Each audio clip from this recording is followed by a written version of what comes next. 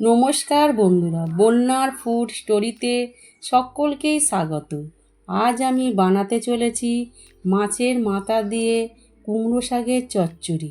আজকের রেসিপিটি যদি আপনাদের ভালো লাগে তাহলে লাইক, কমেন্ট, সাবস্ক্রাইব করতে ভুলবেন না। চলুন রেসিপিটি শুরু করা যাক। এটি বানাতে আমি কুমড়ো শাকগুলোকে সেদ্ধ করে নেব। এর জন্য আমি 2টো সিটি দিয়ে সেদ্ধ করে নিচ্ছি। এবার আমি আলু, বেগুন, পেঁয়াজ কেটে নিয়েছি আর মাছের মাথায় নুন হলুদ মাখিয়ে কিছুক্ষণ রেখে দেব।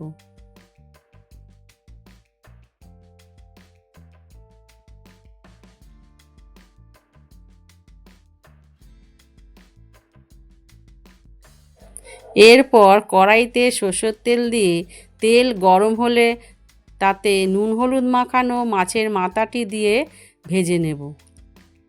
এদিকে দেখো কুমড়ো শাকটি সেদ্ধ হয়ে গেছে। এবার মাছের মাথাটি ভাজা হয়ে গেলে একটি পাত্রে তুলে নেব। এবার ওই তেলেই রাঁধুনি ফোড়ন দিয়ে কেটে রাখা আলু, বেগুন, পেঁয়াজ একসাথে দিয়ে দেব। দিয়ে ভালো করে ভেজে নেব।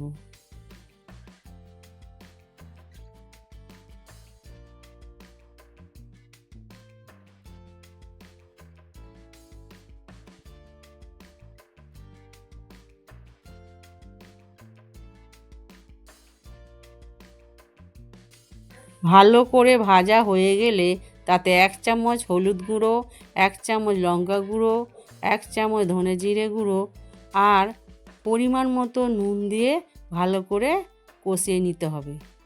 কষানো হয়ে গেলে সেদ্ধ করা কুমড়ো শাকগুলো দিয়ে নাড়াচাড়া করে নেব।